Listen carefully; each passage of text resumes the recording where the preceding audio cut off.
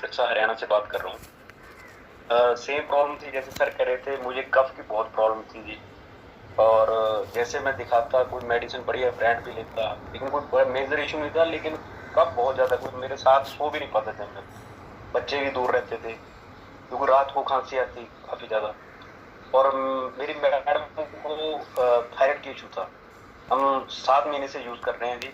अब काफी बहुत ज्यादा रिलीफ है। विद इन 3 मंथ ही था जी। अब मुझे कोई कफ नहीं है, कोई कुछ नहीं है। मैडम भी बढ़िया। पहले हल्का सा कर्ड खा ली थी 1 चम्मच, तो भी इशू था जी। नेक्स्ट डे उसके जॉइंट में पेन होना स्टार्ट हो जाता था।